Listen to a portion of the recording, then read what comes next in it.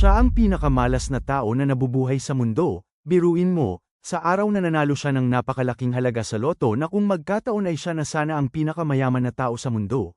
Yun din ang araw na nagpa-check up siya at hinatulan siya ng doktor ng kamatayan dahil sa malubhang sakit. Bago siya mamatay ay humiling siya na sana ay bigyan siya ng pagkakataong mabuhay at natupad nga ang kanyang hiling, nabuhay siya muli bilang isang kalansay. Mula sa mahinang kalansay ay nagpursigi siya hanggang sa maging Demon King na pinakakinatatakutan ng lahat ng mga demonyo at maski mga Diyos dahil nangako ang mga Diyos sa kanya na kapag natapos niya ang lahat ng ipagawa sa kanya ay tutuparin ang kanyang kahilingan na maging isang tao, ngunit sa hindi inaasahang dahilan ay pinagtaksilan na naman siya ng mga Diyos at kinulong na naman siya gamit ang seal, ngunit mali ang pangalan na naisulat kaya imbis na makulong siya habang buhay ay muli siyang nabuhay bilang isang sanggol, ngunit ang masama lang ay ang pamilya na kanyang napuntahan ay isa palang mga santo kaya pilit niyang itinatago ang kanyang pagiging isang Demon King upang hindi siya mapahamak at patayin o ikulong muli. Malingaw-ngaw ang isang desperadong hangarin, ang pagnanais na mabuhay. Isang medical record ang inilatag, nakasulat ang pangalang Kim Yezek, kalakip ang diagnosis ng isang pambihira at hindi pa kailanman naitalang sakit. Ipinahayag ng doktor ang mapait na katotohanan. Malaki ang posibilidad na ang sakit na ito ay ipanggalan sa mismong pasyente. Kasabay ng pakikiramay, nanigas si Kim Yezek habang unti-unting pinupunit ang papel na hawak niya. Isang hatol na kamatayan ang ipinahayag, mayroon na lamang siyang kalahating taon upang mabuhay. Sa gitna ng nagmamadaling mga tao, para siyang kaluluwang ligaw, hindi matanggap ang katotohanang narinig. Ang kanyang isipan ay napuno ng pagkabigla at pagtanggi. Ang ilaw trapiko ay nagkulay pula, at bumuhos ang mapapait na alaala. Sa buong buhay niya, nabuhay siyang tila isang manggagawang langgam, walang pahinga, walang reklamo. Ngayon pa lamang nagsisimulang gumanda ang takbo ng kanyang buhay, saka pa siya haharap sa kamatayan. Hindi niya namalayan ang kanyang mga paa habang humahakbang papasok sa masikip na kalsada. May isang taong sumigaw sa takot, nagbabala sa panganib, ngunit huli na ang lahat. Bumagsak si Kim Yezek sa gilid ng daan, katawan niyang humandusay sa malamig na semento. Isang malalim at mapait na buntong hininga ang kanyang pinakawalan. Ilang buwan na lamang ang nalalabi sa kanya, isang kalupitang hindi niya matanggap. Sa sandaling yun, lalo pang tumindi ang kabalintunaan nang makita niya ang hawak na tiket ng loto. Sa mismong araw na nanalo siya ng jackpot, doon pa siya hinatulan ng kamatayan. Sa gitna ng ulan, nakahandusay sa lupa, mahina niyang ibinulong ang pagnanais na mabuhay. Ang luha at ulan ay nagsanib habang bumabagsak sa tiket ng kapalaran. Sa kawalan ng pag-asa, nagdasal siya, humihingi ng tulong sa sinumang makakarinig. Sa huling lakas na natitira sa kanya, inilabas niya ang lahat ng hinanakit at pagsusumamo. Ang kanyang hiling ay tinupad, ngunit sa paraang hindi niya inaasahan. Nagmulat siya sa isang madilim na mundo, nasa anyo ng isang kalansay. Sa sarili niyang kamalayan, ramdam niya ang matinding pagkadismaya. Ang katawan niyang bagong anyo ay walang laman, walang buhok, at walang kakayahang malasahan ang anumang kasiyahan. Sa mismong sandaling yon, isang kawan ng mga halimaw ang sumugod patungo sa nag-iisang kalansay. Ang nagliliyab na pulang mga mata at hungkad na mga mukha ay nagningning sa dilim, hudyat ng unang laban sa buhay at kamatayan sa kanyang panibagong pag-iral. Walang pag-aalinlangan, sumugod si Kim Yezek sa gitna ng mga kalaban, hawak ang isang dambuhalang espada. Sa bawat pag-indayog nito, nababalot ng sariwang dugo ang talam. Bigla niyang naramdaman ang panganib at mabilis na lumingon. Isang dambuhalang halimaw na may matipunong katawan at matatalim na kuko ang umatake, ngunit sinalubong ito ng isang kidlat na bilis ng hampas. Sinamantala niya ang pagkakataon, lumundag paitaas, at ibinaon ang espada sa balikat ng kalaban. Habang unti-unting nagtitipon ng mapanirang enerhiya sa kanyang kamay, napagtanto niya na matatapos na ang laban. Sa isang iglap, pinakawalan niya ang huling atake. Isa-isa, bumagsak ang mga halimaw hanggang sa wala nang natira. Sa katahimikan ng larangan ng digmaan, umalingaw-ngaw ang isang abiso, ganap ng nalipol ang mga rebelde. Doon nagsimula ang alamat. Mula sa pagiging isang mababang uri ng ipinatawag na halimaw, siya ay patuloy na nag-evolve hanggang maging isang immortal na lich at pinuno. Bilang hari ng mga demonyo, dinala niya ang kaunlaran sa lahing nasa bingit ng pagkalipol. Bagamat wala siyang buhok, siya ay naging kinatatakutang Demon King. Sa kamangmangan, patuloy ang pagdakila ng kanyang mga nasasakupan, kahit mali ang pagbigkas sa kanyang pangalan. Sa isang iglap, tinuldukan niya ang kanilang ingay, iniwan sila upang bawiin ang mga bagay na ipinagkit sa kanya. Ang kanyang tunay na layunin ay malinaw, ang muling maging tao, ang muling makaramdam ng sakit at kasiyahan.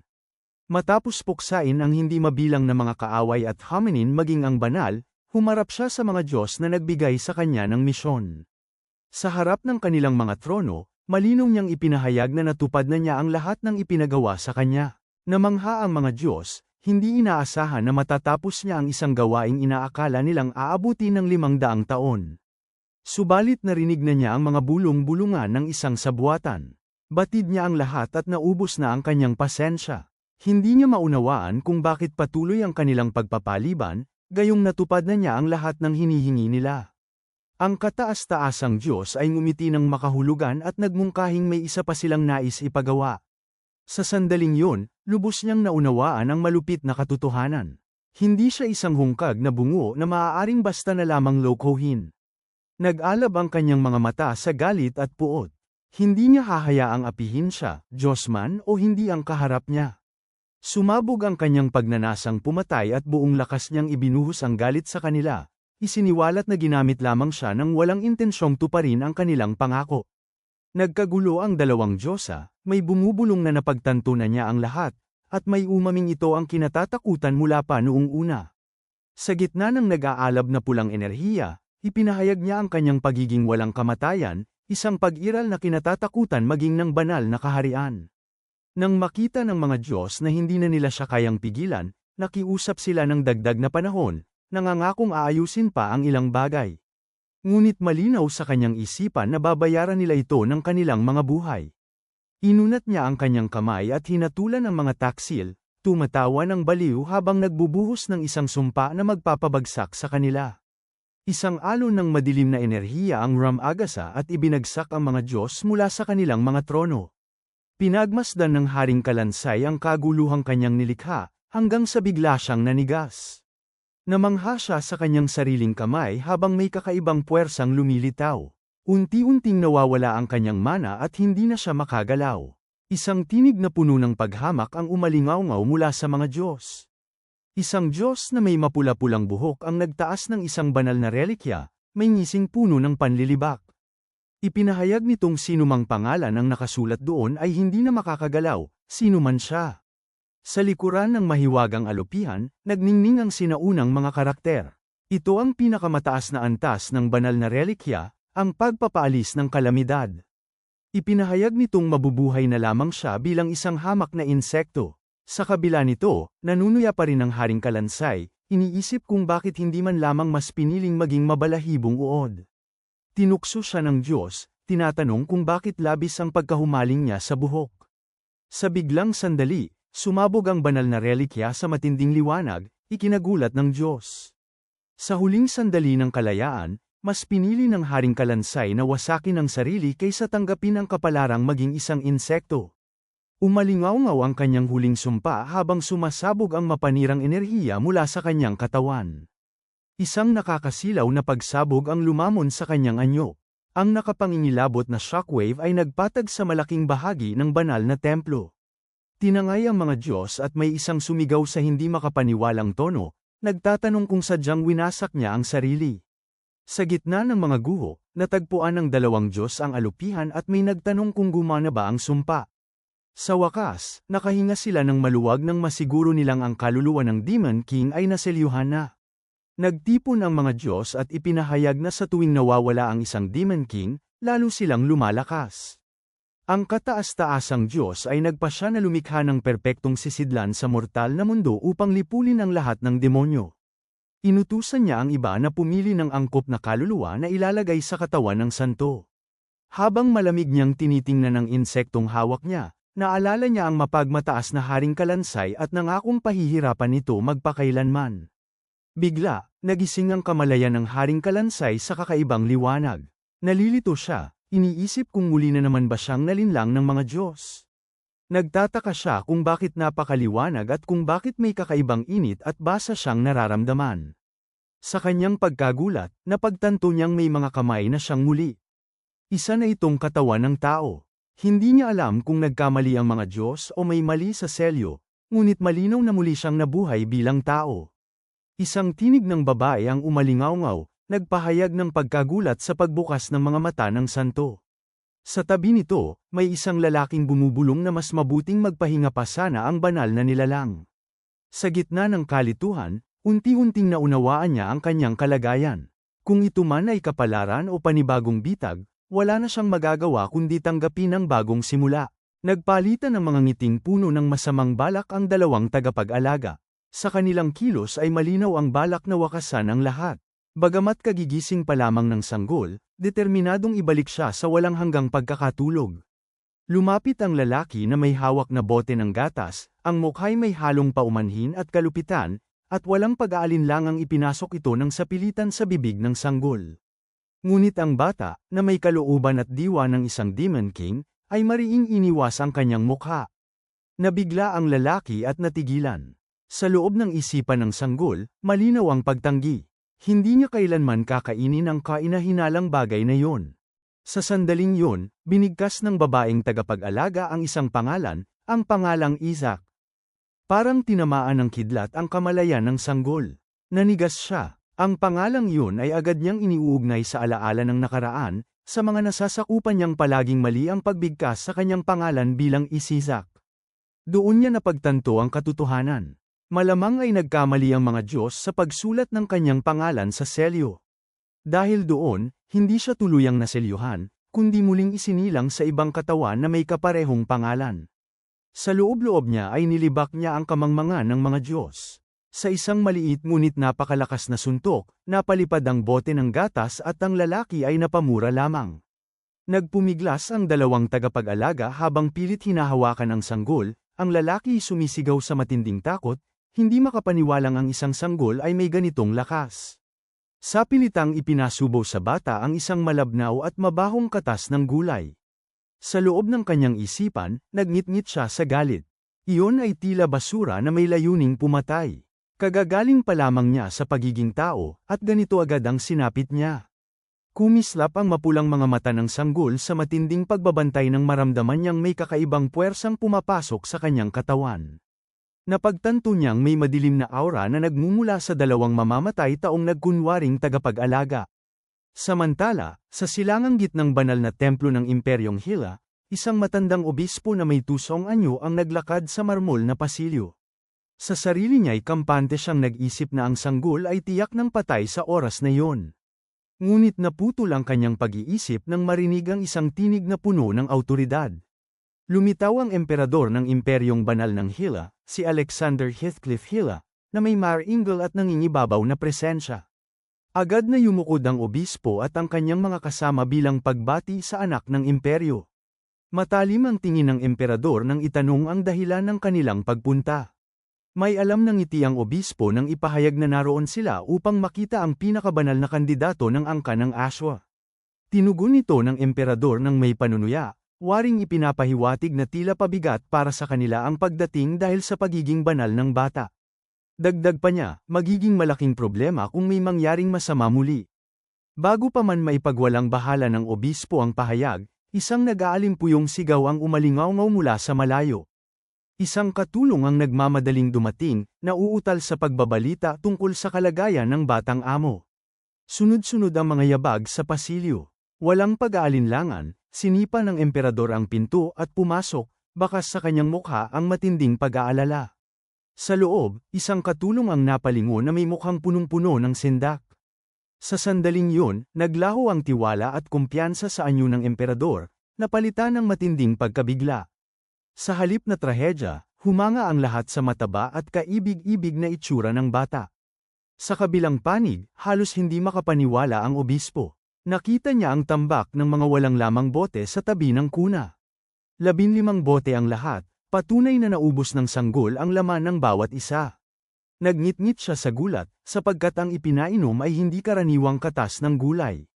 Ilang minuto bago yon, naramdaman ni Kim Yezek ang kakaibang enerhiyang pumapasok sa kanyang katawan. Napagtanto ng bata na hindi ito kamatayan, kundi isang ganap na naiibang bagay.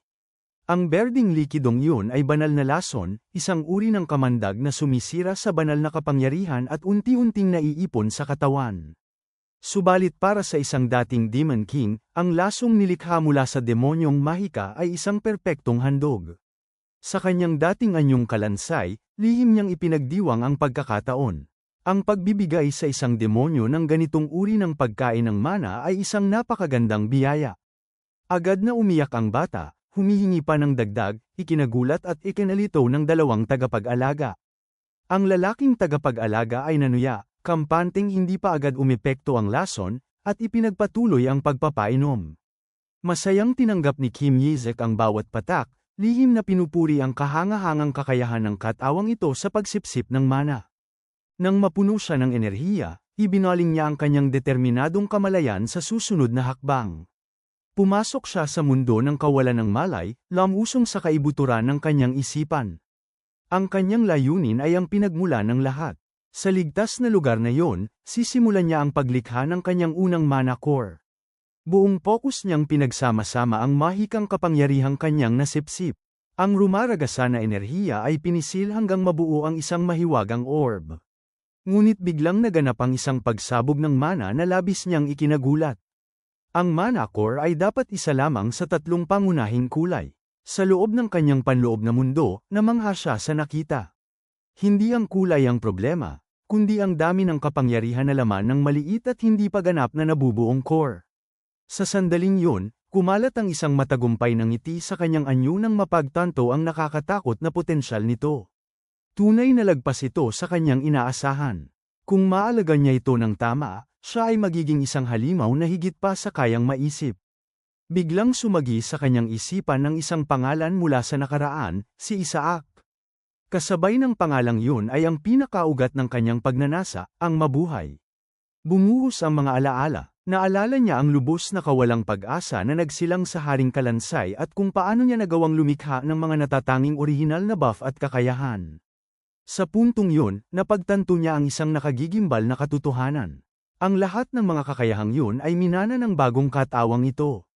Samantala, sa tunay na mundo, nainip ang lalaking tagapag-alaga at nagtanong kung patay na ang bata. Inutusan ang babae na suriin ito. Pagdampi pa lamang niya sa bata ay bigla siyang napatalon sa gulat, habang ang kanyang kasabuat ay napasigaw sa sindak ng mapagtantong buhay pa ito. Biglang itinaas ng bata ang isang daliri at naglabas ng mahina ngunit malinaw na tunog. Napatigil ang dalawang mamamatay tao. Pagkatapos ay ngumiti ng malapad ang sanggol, malinaw na humihingi pa ng isa pang bote, mas malakas pa. Ilang sandali ang lumipas, at ang emperador ay napabuntong hininga ng ginhawa sa tabi ng kuna. Mabuti na lamang at walang masamang nangyari. Ngunit ang obispo ay hindi mapalagay. Sinipat niya ang bata ng mabuti, at ang titig na yon ay agad na nagpaalarma kay Kim Yizek. Nang mapansin ng obispo ang mga walang lamang bote sa sahig, lalo pang tumindi ang kanyang pagdududa. Sa loob ng isipan ng bata, malinaw ang pasya. Hindi niya hahayaang maghinala ang sinuman. Agad siyang ngumiti ng inosente at malaanghel, at ang lahat ng pagdududa ay tila naglaho. Sa kabila nito, nagngit-ngit ang obispo sa loob-loob niya. Hindi niya maunawaan kung ano ang mali. Ang bata ay dapat naghihingalo na, umuubo ng dugo at papatayin ng lason. Ngunit sa halip, nakita niyang ang sanggol ay masayang tumatawa. Sa sandaling yon, lubos na kinilabutan ang obispo. Ilang araw bago yon, sa banal na dagat, umalingaungaw ang isang tinig na puno ng pangungutya. Ang sinumang maging santo ay magmamay-ari ng buong imperyo, isang ideyang itinuturing na katawa-tawa. Ipinahayag ng isang kardinal na iyon ang dahilan kung bakit patuloy na iginigiit ng mababang mga maharlika na ang kanilang mga anak ay mga santo. Ipinaabot ang katiyakang inaasikaso na ang ibang mga kandidato at hindi dapat ipag-alala ang anumang problema. Pinuri ang balitang yon, ngunit may binanggit na masamang tsismis tungkol sa paglitaw ng isang kandidato mula sa angka ng Hausiha.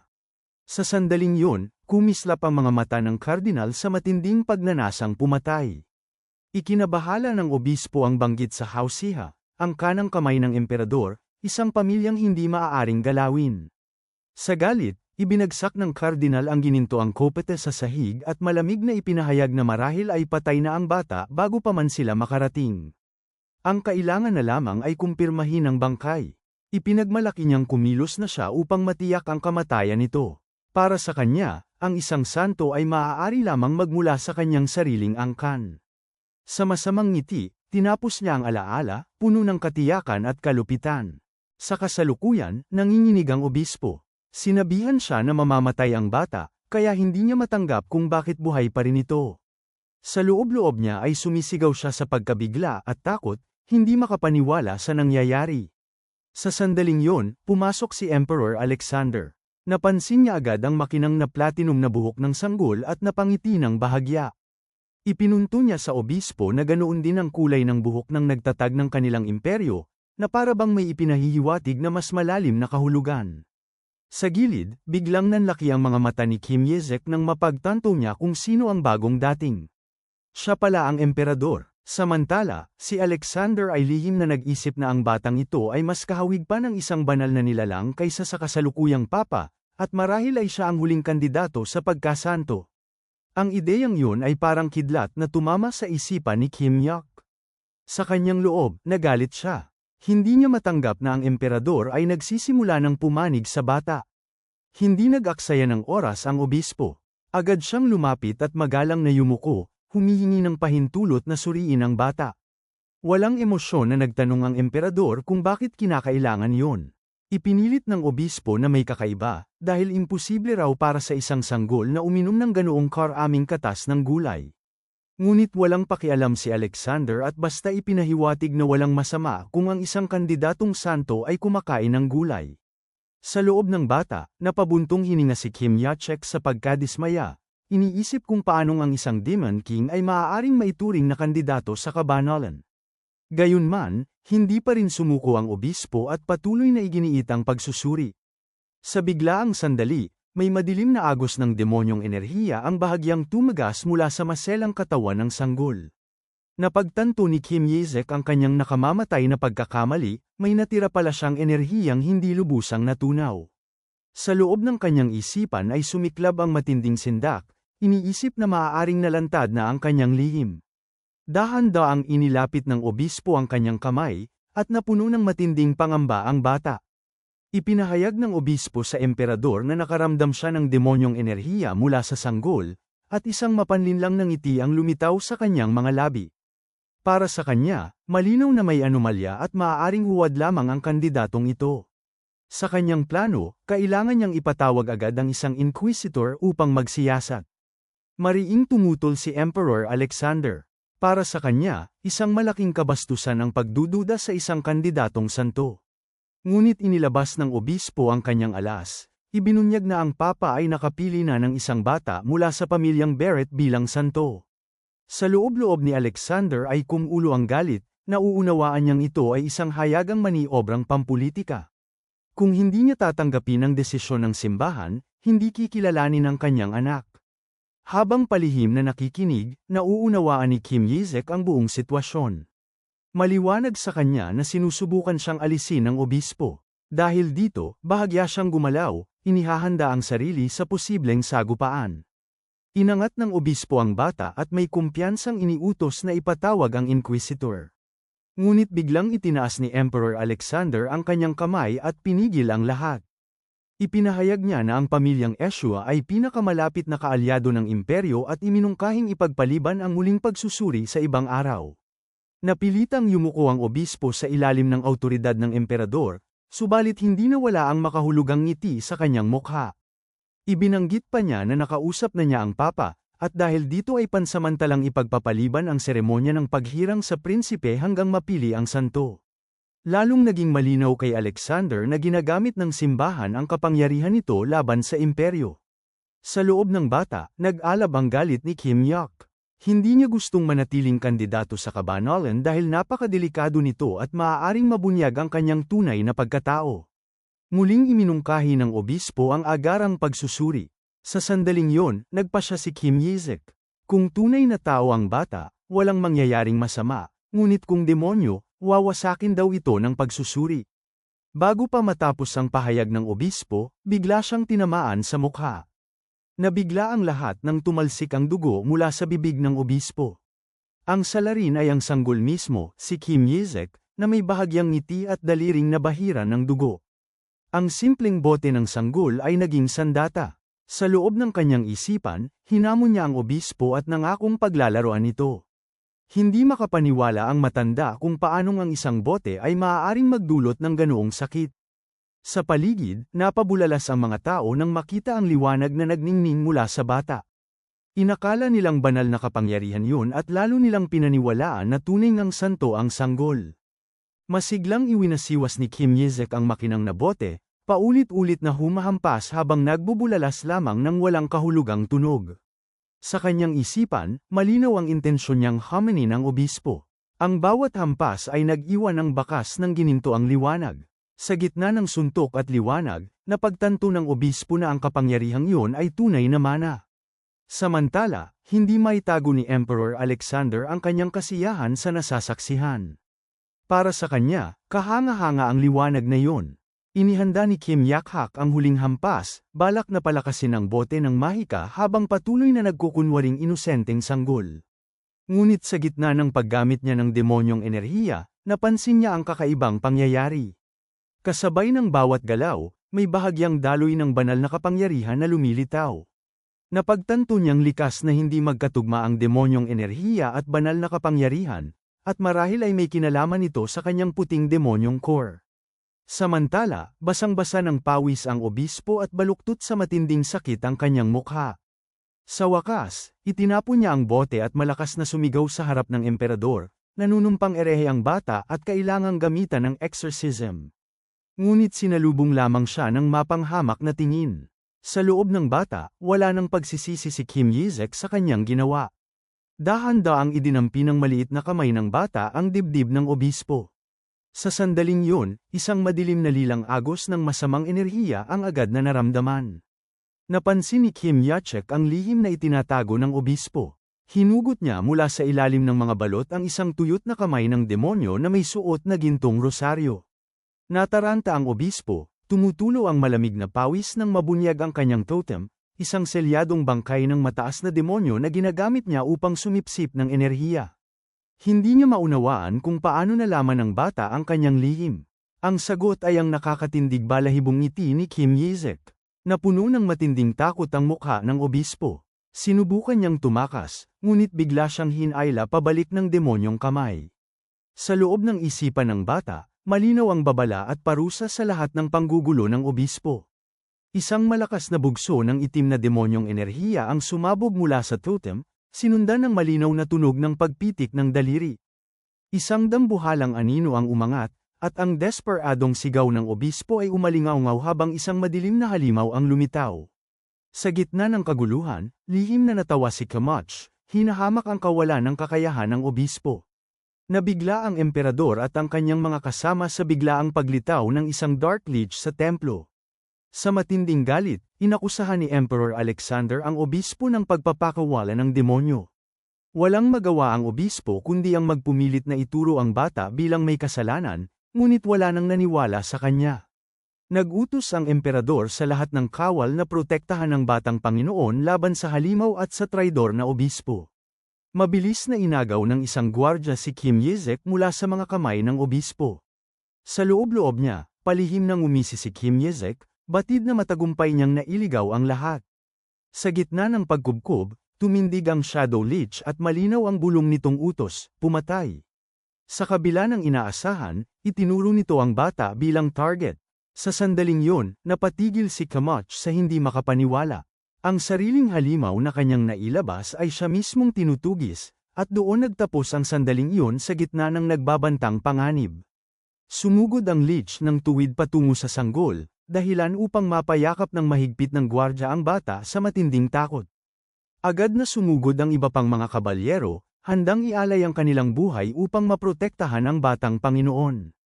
Sa gitna ng kaguluhan, nataranta ang gwardya at napabulalas sa kawalan ng pag-unawa, hindi niya maunawaan kung bakit siya inaatake matapos niyang iligtas ang bata. Sa loob ng sanggol, nanatiling kalmado si Kamach habang mabilis na nagkakalkula. Batid niyang ipagtatanggol siya ng mga kabalyero, at may kumpiyansa siyang umasa roon. Ngunit sa isang iglap, isang kabalyero ang pinadpad palayo ng malakas na puwersa.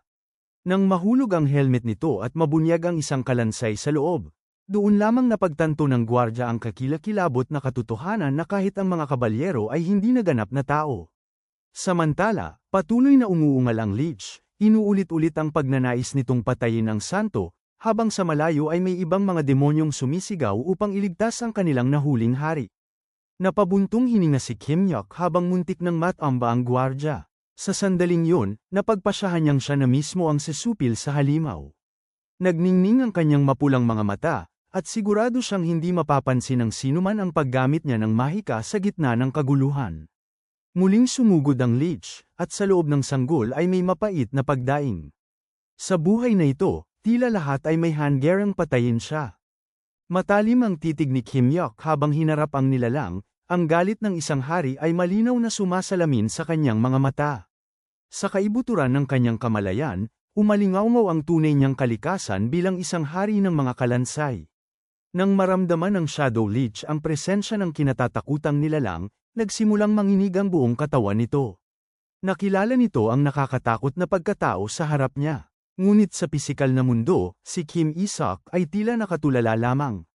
Sa sumunod na sandali, isang maningning na bugso ng banal na liwanag ang biglang sumabog mula sa katawan ng sanggol, itinataboy ang madilim na nilalang.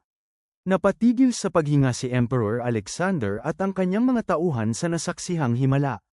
Ang Lich ay nagtili sa matinding sakit habang tinutupok ng dalisay na liwanag, at unti-unting nagkawatak-watak ang madilim nitong anyo sa ilalim ng banal na kapangyarihan. Sa gitna ng takot, may isang gwardyang sumigaw nang makita niyang umatras ang halimaw at tumakas. Sa paligid, umalingaw-ngaw ang mga bulungan ng pananabik at paghanga, tiyak na banal na kapangyarihan yon, at ang batang si Isaac ang siyang nagpal-ayes sa isang makapangyarihang demonyo. Sa gitna ng papuri, may isang opisyal na nagbuhat sa sanggol at buong pagmamalaking ipinahayag na tunay ngang kahanga-hanga ang batang Panginoon. Ngunit sa loob, nakatingin lamang si Kim Yizek sa kanyang mga kamay na puno ng pagkalito. Hindi niya lubos maisip kung paanong ang kapangyarihang iyon ay naging banal. Kasabay nito, napagtanto niya ang isang seryosong problema. Naubos na ang kanyang mana. Isang nakakatakot na hinuha ang sumagi sa kanyang isipan, na ang katawan niyang ito ay maaaring automatikong ginagawang banal na kapangyarihan ang kanyang mana. Habang nalulunod sa pagkataranta si Kim Isach, patuloy namang nagwawala ang nahuling obispo, pilit na ipinaparatang ang bata bilang erehe at mananakop sa banal na lupain. Sa kanyang desperasyon, nagmakaawa pa siya sa emperador at nangakong ilalantad ang bata sa pamamagitan ng exorcism. Ngunit malamig na pinutol ni Emperor Alexander ang kanyang mga salita. Hindi niya hahayaang dungisan ang dangal ng isang kandidatong santo. Ang matalim na titig ng emperador ay nagpatigil sa obispo. Sa huli, kahit pa nagmula ang obispo sa banal na dagat, wala na siyang takas. Napaluhod siya sa sahig, wasak ang loob, at nagpas siyang kahit sa kamatayan ay ililigtas niya ang kanyang pamilya.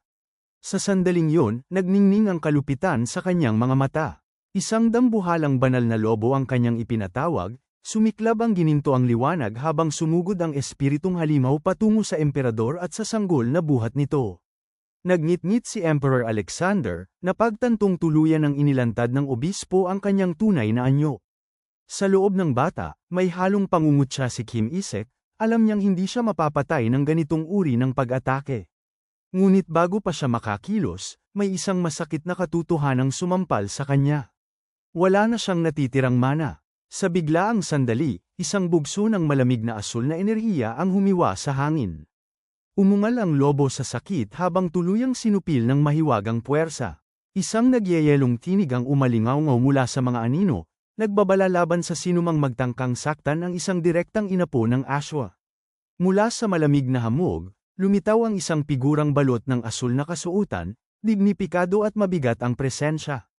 Napabulala si Emperor Alexander nang makilala ang simbolo ng asul na pananampalataya, ang mga kabalyero ng Yeshua.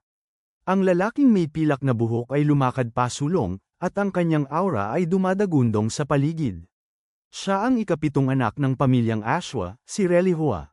Walang pag-aalinlangan, itinuro niya ang salarin at iniutos ang agarang pagbitay sa obispo. Nang agawin ng isang sundalo ang bata, nagpumiglas si Kim Isach ngunit agad ding natigilan nang marinig ang pangalang Ashwa. Kinuha ni Reli ang bata at mariing pinagsabihang magpakabait, habang sa loob ay tila may pamilyar na alaala ang unti-unting umaangat. Sabay-sabay na lumuhad ang buong Eschwonites, buong lakas na binati ang batang Panginoon ng kanilang angkan. Humingi ng paumanhin si Relly sa kanyang pagkahuli at tahimik na ipinahayag ang kanyang paggalang. Ang awtoridad ng grupo ay lihim na hinangaan ng mga opisyal sa paligid. Ipinakilala ni Relly ang munting regalo na kanilang dala. Sa pagkamausisa ng mga kabalyero, inihayag nila ang isang modelo ng pugot na Skeleton King, kasunod ang iba't ibang bersyon kung paano ito pinuksa. Nanlaki ang mga mata ni Isaac sa pagkabigla, at sa loob-loob niya ay sumigaw ang kawalan ng pag-asa sa posibilidad na mabuhay sa ganitong pamilya. Samantala, inakala ng mga matatanda na siya ay labis na natutuwa hanggang sa mapaluha. Sa gitna ng pagod at kalituhan, napagtanto ni Isaac ang koneksyon ng mga pangalan. Bumalik sa kanyang alaala ang mga santo ng iba't ibang henerasyon na minsang nagtangkang pumatay sa kanya, at lahat sila ay may pangalang Yeshua. Dito siya tuluyang nataranta, napagtantong maaaring siya ay muling isinilang sa mismong pamilya ng kanyang mga mortal na kaaway. Habang malamig na nakatanaw si Relly sa unahan, isang obispo ang muling nagwala at nagtangkang magbunyag. Hindi niya namalaya na tahimik nang hinugot ni Relly ang kanyang espada. Isang malamig at tiyak na hiwa ang tumapos sa sumpa ng obispo, at tuluyan itong nanahimik. Maingat na ibinalik ni Relly ang espada at walang emosyon na ipinahayag na yun ay awa na. Sa loob, napangisi si Isaac sa tapang ng lalaking yun. Sinubukan siyang aliwin ng isang Eschwonite, ngunit sa kaibuturan ng kanyang isipan ay tinawag niya silang mga baliw. Habang tinititigan ang laruan ng kalansay, naalala niya ang lakas ng pamilyang Asul. Lumapit si Emperor Alexander at inamin na may utang siya sa bata. Sa harap ni Relly, inilahad niya ang isang nakagugulat na mungkahi, na nais ng palasyong imperial na palakihin ang bata. Nabigla si Relly at tinanggihan ang ideya, ngunit ipinaliwanag ng emperador ang banta ng banal na bansa at ng papa, pati na rin ang pangangaso ng Skeleton King. Napailing si Isaac sa loob, hindi makapaniwalang binabanggit ang Skeleton King bilang banta, gayong siya mismo yon. Sa huli, mariing tumanggi ang Yeshua's side. Ipinahayag ni Relly na anumang panganib, maging ang papa o ang Skeleton King, ay kayang harapin ng pamilyang Yeshua. Ngumisi ang emperador, iniisip na kung muling makakaharap ng Skeleton King ang dating santo na si Melissa, tiyak na labis ang magiging kasiyahan nito. Ang pangalang yun ay tila kidlat na tumama kay Isaac. Samantala, mariing iginiit ni Relihua na hindi niya maaaring ipagkatiwala sa palasyong imperial ang direktang inapo ni Saintess Melissa. Sa sandaling yun, ramaga sa ang mga alaala sa isipan ni Isaac, at doon niya napagtanto ang isang nakakakilabot na katotohanan. Si Melissa ang pinakabaliw at pinaka-nakakatakot na santo na kanyang nakaharap bago pa siya umabot sa banal na kaharian. Ang mapait na katotohanan ay tumama sa kanya ng buong lakas. Siya mismo ay direktang inapo ni Melissa. Sa loob-loob niya, tinanong niya ang kapalaran kung bakit ganoon ang kanyang buhay. Ang mga santo, o saintess, ay ang pinakahuling sandatang nilikha ng mga Diyos matapos ang hindi mabilang na kabiguan laban sa Skeleton King. Sila ang liwanag ng banal na bansa, mga simbolo ng digmaan, at itinuturing na susi sa tuluyang pagbagsak ng Skeleton King. Ngunit iba ang tunay na katotohanan. Ang Skeleton King ay isang nilalang na walang alam na awa, subalit sa kanyang mga alaala, hindi niya kailanman pinatay ang mga santo. Alam niyang sa bawat pagkamatay ng isang santo, magpapadala lamang ang mga Diyos ng mas malakas na kahalili, na lalo lamang magpapahina sa kanyang posisyon. Nabigla ang bata sa matinding katotohanang yun. Si Saintess Melissa, ang pinakamalakas na kaaway na kanyang nakaharap, ay ang sarili niyang ninuno. Sa gilid, nakangiti si Relihua, walang kamalay-malay na ang batang buhat niya ay ang mismong kaaway na sinumpa ng mga santo na lipulin. Tahimik lamang na nakinig si Emperor Alexander habang buong pagmamalaking ipinahayag ni Relihua ang kakayahan at determinasyon ng pamilyang Yeshua na protektahan ang bata. May isang batang kabalyero ang sumabat at nagkwento tungkol sa mga martir na santo, dahilan upang si Isaac ay mapasigaw sa loob ng kanyang isipan na wala siyang pinatay kahit sino. Gayunman, patuloy ang pagkalat ng mga walang basehang tsismis, at wala siyang magawa kundi pasinungalingan iyon sa sarili niyang isip. Banayad na inalo ni Relihua ang bata, subalit sa kaibuturan, lubos ang paghihirap ni Isaac. Hindi siya maayos, taliwas sa sinasabi ng iba. Inangat siya ng lalaki at may lamang na ipinahayag ang kanilang pasasalamat sa kanyang pagsilang. Mayroon lamang silang isang kahilingan, na huwag sana siyang lamaking tulad ng kakilakilabot na Skeleton King. Para kay Isaac, ang mga salitang yun ay tila isang pagpapala na naging nakamamatay na saksak. Ang imahe ng malupit na kalansay mula sa nakaraan ay patuloy na gumugulo sa kanyang murang isipan. Sa katahimikan, humingi siya ng paumanhin sa mga magulang na hindi niya kailanman nakilala, dahil sa pagiging isang masamang nilalang noon. Ipinagpatuloy ni Emperor Alexander ang usapan, binanggit na mahigit 150 taon na ang lumipas, kaya't malinaw na dapat ay matagal nang namatay si Melissa sa katandaan. Binigyang diin niya ang lumalaking banta ng lahing demonyo at ang kahalagahan ng isang batang may banal na dugo bilang isang mahalagang yaman ng buong imperyo. Idinagdag pa niya na kasalukuyang walang santo ang pamilyang Yeshua. Pagkatapos, ibinato niya ang pinakamatinding katotohanan. Ang ina ng bata ay naglaho 1 taon na ang nakalipas. Parang tinamaan ng kidlat si Isaac at natulala sa hindi kapanipaniwalang balita. Doon niya napagtanto na ang kanyang ina ay isang santo. Mabilis siyang pinakalma ni Relihua, sinasabing buhay pa ang pinuno ng kanilang pamilya, habang pilit inaayos ni Isaac ang magulong impormasyon sa kanyang isipan. Ngunit ang sumunod na pangalang binanggit ay naging bangungot. Si Lady Melissa ay babalik sa lalong madaling panahon. Pinagtawanan ng emperador ang hindi pangkaraniwang haba ng buhay ni Melissa, samantalang si Isaac ay napuno ng matinding pangamba. Alam niya, higit kaninuman, kung gaano kapanganib si Melissa. Upang mabuhay, gumawa ng desisyon ang maliit na kamay.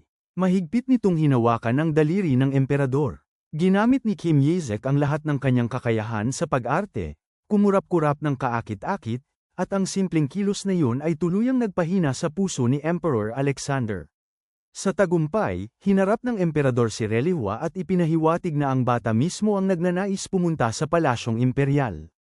Ipinilit ni Relihua na normal lamang ang pagkapit ng bata, ngunit hindi umatras ang emperador. Binanggit niya na maaaring sanay ang Yeshua sa paglikha ng mga santo, ngunit pagdating sa pagpapalaki ng isa, wala pa silang sapat na karanasan. Tumanggi si Relihua at iginiit na ito ang unang santo at wala ring karanasan ang palasyo imperial. Ang pagtatalo ay nauwi sa isang katawa-tawang paghila-hilahan sa bata, dahilan upang magpanik ang mga tauhan sa paligid.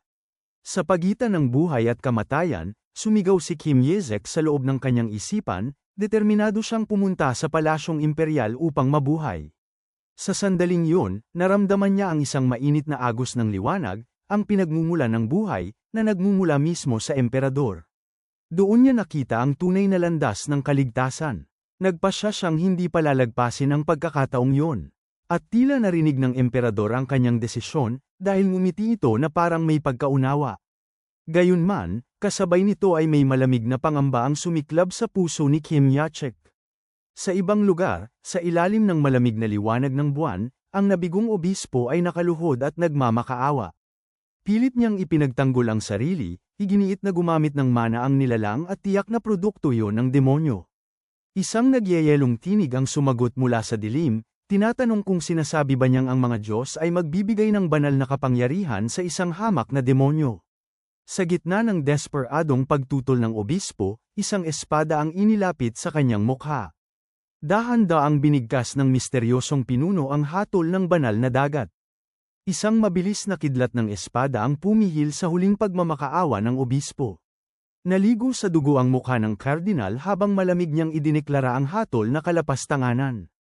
Inutusan niya na hindi na kailangan ng bagong pangkat ng mga mamamatay tao, dahil dadalhin naman ng emperador ang bata, at maghihintay na lamang sila ng tamang sandali sa palasyong imperial. Bumalik sa mainit na silid ang tagpo, at biglang kinilabutan si Kim Isaac, ramdam ang isang nakamamatay na banta na naghihintay sa hinaharap. Sa kailaliman ng isang kagubatan, nagtipon ang mga pari na nakaitim na balabal, tahimik na nagbabalak ng masamang plano. Malamig na iniutos ng kanilang pinuno na doon sa palasyong imperial nila tatargetin ang bata.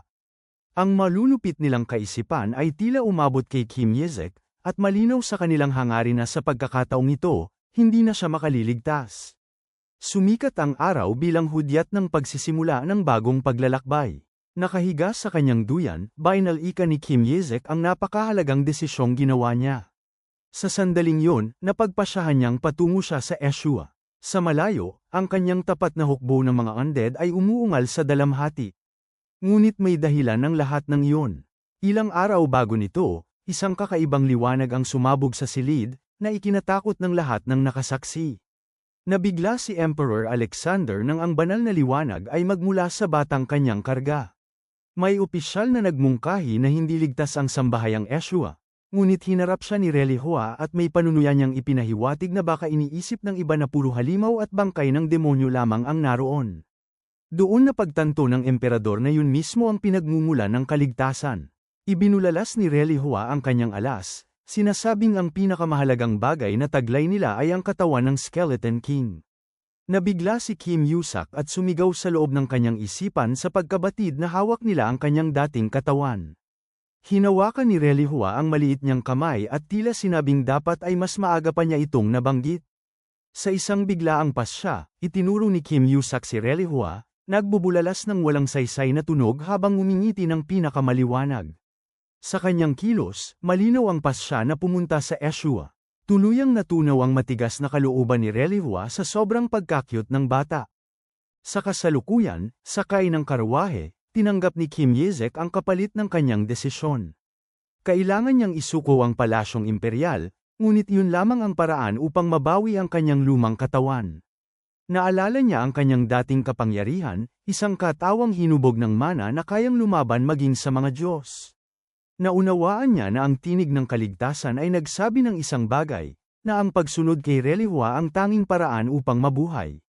May isang Eshuanite ang nagtanong kung bakit patuloy na tina-target ng banal na dagat ang batang Panginoon. Isang tanong na mismong si Kim Isach ay matagal nang iniisip.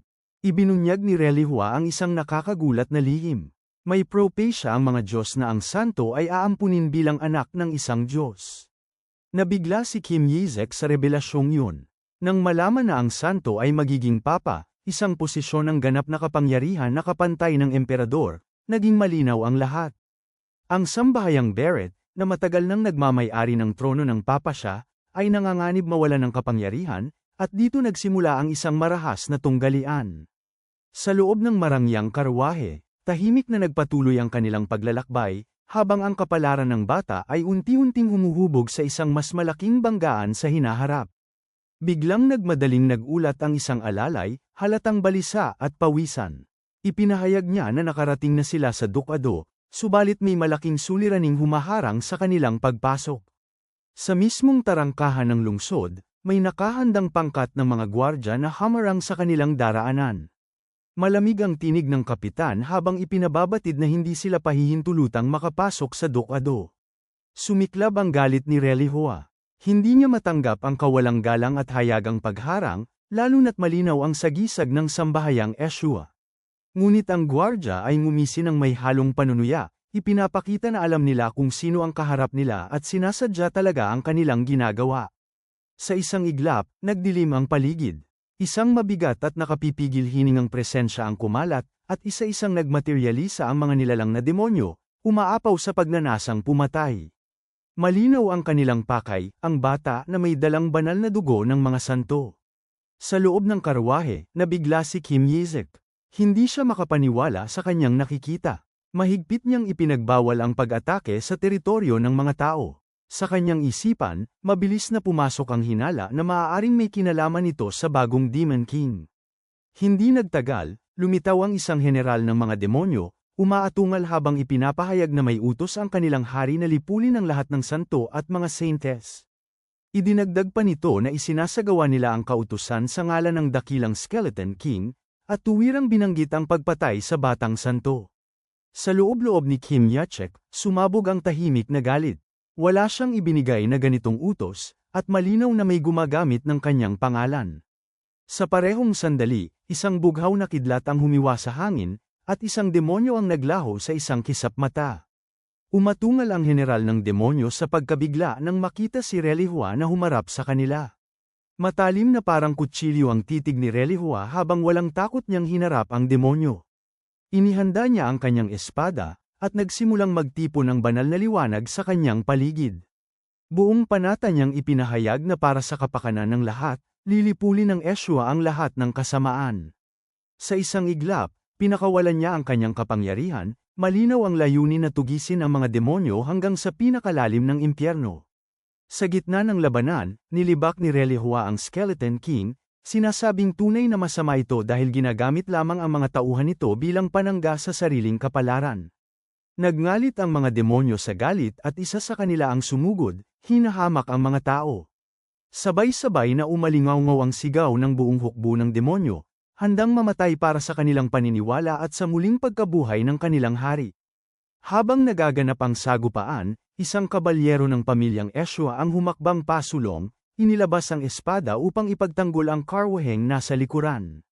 Ngunit isang pagsabog ang tumama sa kanya, at siya ay napadpad palayo. Sa kabila ng sakit, mahigpit niyang niyakap ang batang Panginoon sa kanyang dibdib at humingi ng tawad sa sarili niyang kawalan ng lakas.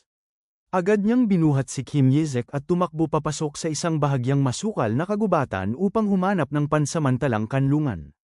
Maingat niyang ibinaba ang bata sa lupa at iniwan ito sandali. Isang mahiwagang bilog ang nagliwanag at bumalat sa bata, bumuo ng isang proteksyon na harang. Tahimik na inobserbahan ni Kim Yizek ang mahiwagang hadlang. Sa kanyang pagsusuri, malinaw na kahit ang mga mataas na uri ng demonyo ay hindi ito kayang sirain.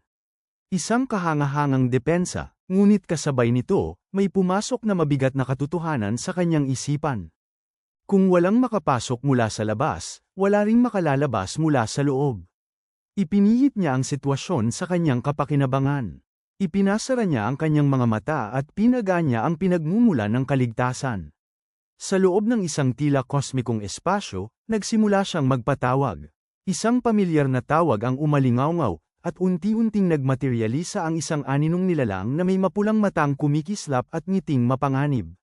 Masiglang bumati ang nilalang, puno ng tuwa sa muling pagkikita. Ngunit agad itong pinatahimik ni Kim Yizek upang hindi sila matuklasan.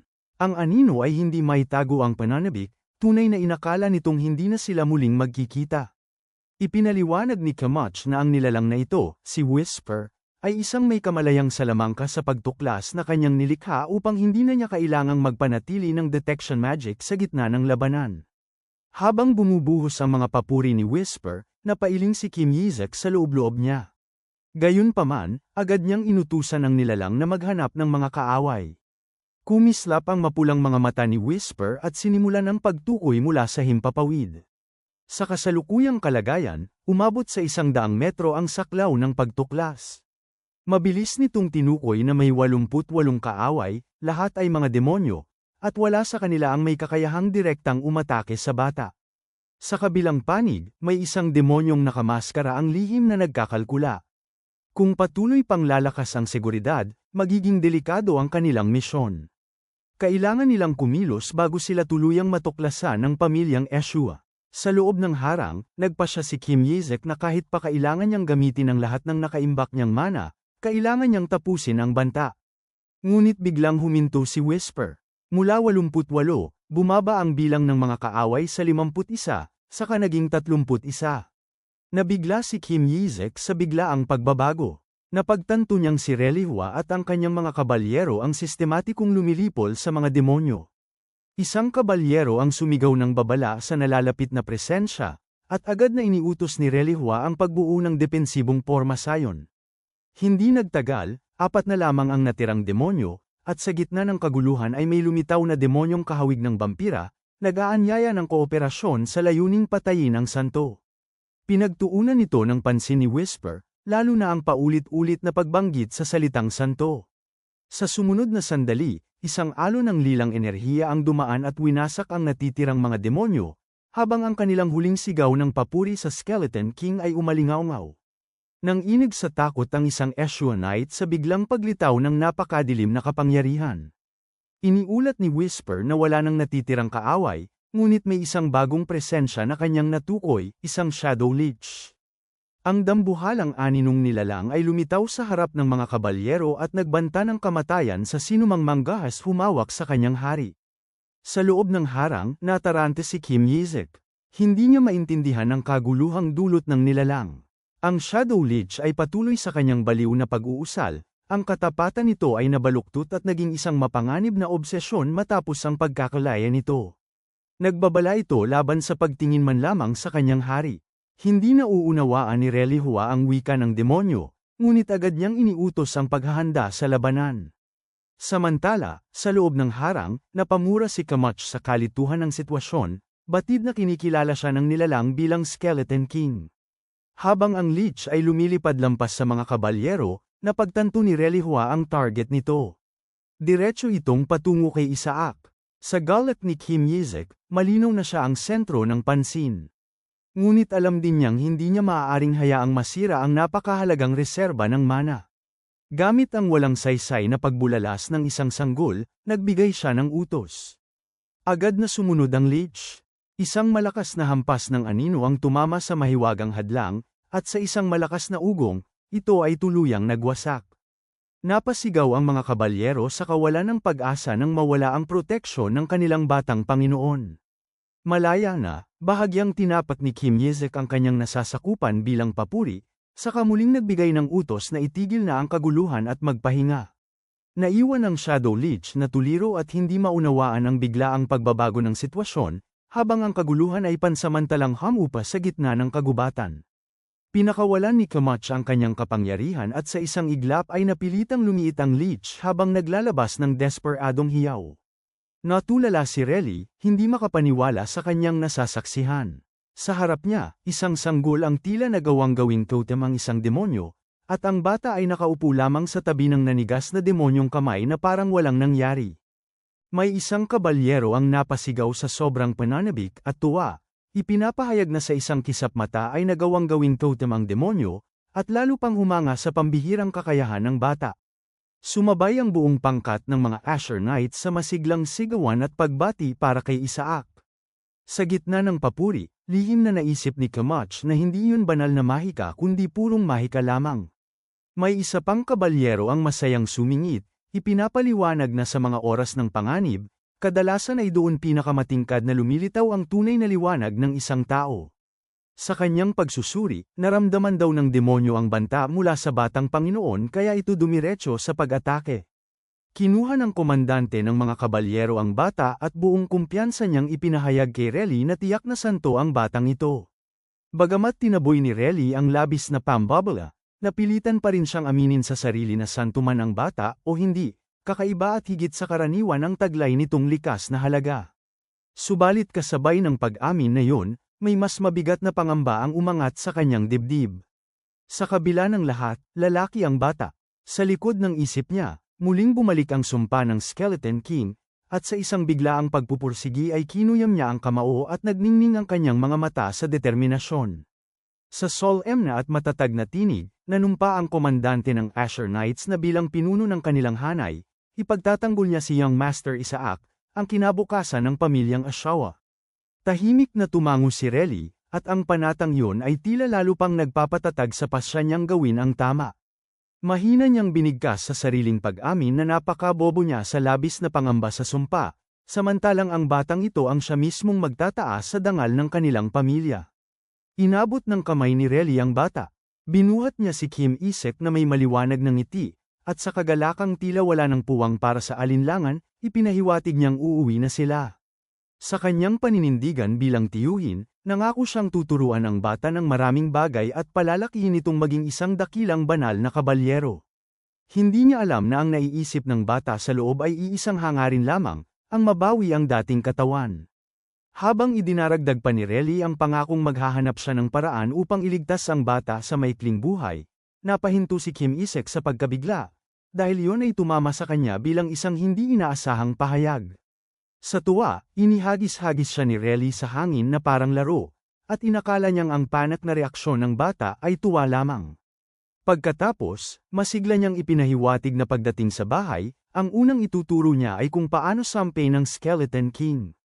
Naiwan si Kim Yizek na walang maisagot. Nilamon ng panlalabo ng sitwasyon at ng bigat ng katotohanang ang buong pamilyang Eshua ay tila may kakaibang pagkahumaling sa kanyang dating pangalan. Hindi nagtagal, pumasok ang karwahe sa maringgol na lupain ng Eshua Ducal Manor. Sa bawat sulok ay may mga estatwang sining na napakapino, malinaw na pagpapakita ng yaman at kapangyarihan ng kanilang angkan. Kahit si Kim Isek na minsang naging hari ay hindi maiwasang mamangha sa labis na karangyan. Sumilip siya sa bintana at napabulong ng paghanga, ngunit sa loob niya ay sumiklab ang inis. Naalala niya ang dating kahirapan, ang panahong kailangan niyang magtipid sa bawat piraso upang mapakain lamang ang nagugutom niyang nasasakupan. Biglang lumitaw si Whisper at namangha rin sa labis na karangyan, ngunit inutusan ito ni Kim Yezek na manahimik. Sa mga bisig ni Relihua, ipinakilala ang bata sa mansiyon, ang sinasabing pinagmulan ng exorcism magic sa buong kontinente. Itinuro ni Reli ang lugar ng pagsasanay, at doon bumungad kay Kamach ang isang nakakapanindig balahibong tanawin. May mga kabalyerong nagsasanay gamit ang isang dummy na kahawig ng Skeleton King. Paulit-ulit itong tinutusok ng mga sibat habang sabay-sabay na sumisigaw ng puot. Nag-aalab ang kanilang galit sa sinumpa nilang kaaway, at bawat hampas ay tila bahagi ng isang ritual na puno ng panatisismo. Nakuntento si Reli sa tanawin, ngunit sa loob ni Kim Yezak ay lumitaw ang isang mapanglo na pag-unawa. Para sa kanya, ang buong lugar ay parang kultong nabubuhay sa iisang puot. Sinikap niyang patatagin ang loob at ipaalala sa sarili na hindi ito makakahadlang sa kanyang malaking plano. Muli na namang nang asar si Whisper, ngunit malamig na inutusan nito ni Kamach na magpatuloy sa pag-scout, at ang anino ay masayang sumunod bago naglaho sa hangin. Mas lalo pang lumitaw sa paningin ang buong mansiyon ng Eshua, napakalawak at napakadakila hanggang sa halos nakasasakal ang laki. Nabigla kapwa si Kamach at si Whisper sa libu-libong man-Azores na ginawang dekorasyon, nakahanay na parang ordinaryong palamuti. Sa wakas, huminto ang Karwaheng Pangari sa harap ng pangunahing gusali. Bumaba si Reli at inutusan ng isang alila na ihanda ang silid ni Isaac upang manatili kasama niya. Ngunit nag-atubili ang mga tauhan, at ang Katie-wala ay magalang na nagpahayag na may utos siyang dalhin siyang Master Isaac sa annex. Kinabahan pa siyang ipinaliwanag na yun ang kautusan ng ikalimang anak ng angkan, at mahigpit nitong ipinagbabawal na pumasok si Isaac sa pangunahing gusali. Nagngit-ngit si Reli at niyakap ng mahigpit ang bata. Ang lugar na yun ay kilala bilang isinumpang tahanan, at para kay Reli, ang pagpapadala roon kay Isaac ay isang hayagang pang-iinsulto. Sa loob ni Kim Isaac ay may lihim na pagsang-ayon na hindi siya nababagay sa pangunahing gusali, ngunit bago pa man lumalim ang isip niya, bumulong si Whisper upang ipaalala ang tunay na layunin. Nasa annex ang mga man-Azores na kailangan, at iyon ang dapat pagtuunan. Matigas ang pagtanggi ni Reli sa plano, dahil ayaw niyang manatili ang kanyang pamangkin sa tinatawag niyang pinagmumultuhan at sinumpang bahay. Samantala, sa loob ng bata ay sumisigaw si Isaac na doon mismo niya kailangang pumunta.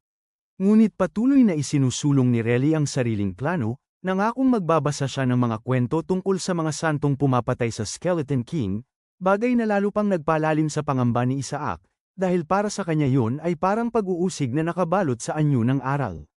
Sa biglaang sandali, may isang mapagmataas na tinig ang umalingaw-ngaw mula sa itaas. Isang bagong dating ang lumitaw na may mapanlibak ng ngiti, ipinapahiwatig na nagdala si Reli ng maruming insekto at ngayon ay nagdudulot iyon ng kaguluhan. Ipinakita ng lalaki ang kanyang awtoridad, ipinapahayag na siya ang nag-utos na ipadala ang bata sa annex. Siya si Goal Ashawa, ang ikalimang anak ng pamilyang ito, at ang unang kilos ni Reli sa pagbabalik ay ang suwayin ng nakatatandang kapatid. Walang nagawa si Isaac kundi tumingala, natulala sa paglitaw ng isa na namang pabigat. Sa gitna ng tensyon ng magkapatid, kinuyam ni Isaac ang galit sa loob. Ipinag-utos ni Goal na ibaba ang bata upang siya mismo ang magpadala rito sa annex. Uminit ang dugo ni Reli at mariin niyang ipinahayag na ang bata ay mula sa direktang linya ng dugo, at ang pagpapadala rito sa annex ay katumbas ng pagpapatapon. Kahit sumisigaw sa loob si Isaac na kailangan niyang pumunta sa annex, nanatiling matatag si Reli sa pagtutol at ipinahayag niyang isasagawa niya ang ritual ng exorcism laban sa Skeleton King sa sarili niyang silid. Lumapit si Goal at pinisil ang pisngi ni Isaac na may paghamak, saka ipinahiwatig na mas marumi pa ito kaysa sa Skeleton King. Mas lumapit pa siya, puno ng pagkapuot ang kilos, at ipinakita ang uri ng ugali na mas kahawig ng siga kaysa sa banal na tao. Hinayla ni Reli si Isaac palayo, matalim ang mga mata habang ipinapahiwatig na alam niya ang tunay na dahilan ng kapatid sa pagnanais ipadala ang bata sa annex. Sa akusasyong yun, Inilantad ni Rely ang masamang layunin na gawing isinumpang bata si Isaac upang maalis ito sa laban sa pagmamana. Nanigas si Isaac dahil nalalagay sa panganib ang kanyang planong manatili at makapaghiganti. Para sa kanya, ang tuluyang maalis ay isang malaking problema. Kailangan niyang ubusin ang yaman ng mansiyong ito upang magkaroon ng sapat na lakas para sa paghihiganti sa mga Diyos. Tumawa si Goal na tila walang pakialam, ipinapahiwatig na isinumpa na ang bata at kaya may mga demonyong sumulpot upang kunin ito. Ngunit may isang blondeng kabalyero ang tumindig at sumagot, ipinapaliwanag na lumitaw ang mga demonyo dahil mahalaga ang bata at taglay nito ang banal na kapangyarihan ng isang santo. Sa panunuya, ipinakita ni Goal ang kunway pagdamay, saka ininsulto ang lahat, sinasabing nagmamadali silang takpan ang maruming basura. Pagkatapos, hinamon niya ang lahat. Kung santo nga ang bata, dapat nitong ipakita ang kakayahan. Sa tabi ni Isaac, bumubulong si Whisper ng kalokohang mungkahing magpabagsak ng meteor, na lalo lamang nagdagdag sa panik ni Isaac. Ngumisi si Goal at itinuro ang isang tuyot na puno sa malayo, isang simbolo ng pamilya na mahal ng pinuno ng angkan. Ipinaliwanag niyang iyon ay isang banal na puno na namatay matapos mahawakan ng demonyong esensya, at kung may tunay na aptitude sa kabanalan ng bata, dapat ay kaya nitong buhayin yun ng madali. Nabigla si Rely sa bigat ng hamon, ngunit sa loob ni Goal ay may lihim na pangungutyang nakadikit sa pangalan ni Melissa, na tila nananahimik na hinuhusgahan ang pagbagsak ng mga inapo nito. Kumislat si Kamach nang marinig ang iniisip ni Goal, at doon siya tuluyang kinabahan. Naramdaman ni Whisper ang pagigting, ngunit imbes na magpaliwanag, dinakma ni Kamach ang anino sa galit at ipinahiwatig na malinaw ang panganib. Sa isang biglaang pasya, inutusan ni Kamach si Whisper na kumilos. Ipinadala niya ang anino patungo sa puno. Samantala, patuloy pa ring tumututol si Rely, binibigyang diin na 70 taon nang hindi mailigtas ang punong iyon at imposibleng ipagawa yun sa isang batang hindi man lamang nauunawaan ang mga sinasabi ng matatanda. Ngunit biglang nagbago ang lahat. Si Goal at si Rely ay napalingon sa isang di inaasahang pagbabago. Naputol ang mga salita ni Rely sa pagkabigla. Sa tuyot na mga sanga, may sariwa at lantian na daong nagsimulang tumubo.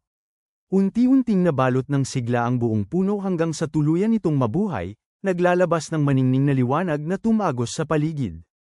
Sa sobrang gulat, naipahayag ni Rely ang himala ng muling pagkabuhay ng punong yon. Naiwan si Goal na walang masabi, sapagkat ang punong yun ay hindi mailigtas kahit sa pamamagitan ng pinakamataas na pagpapagaling at paglilinis na banal na mahika, ngunit sa harap nila, ito ay nabuhay muli sa isang iglap. Hanggang dito na lang muna mga bossing. Kung gusto mong subaybayan ang kwentong ito, mag-like, comment, at subscribe at i-hit mo na rin ang notification bell para ikaw ang unang makapanood pag may bago tayong upload. Kita-kits sa susunod mga boss.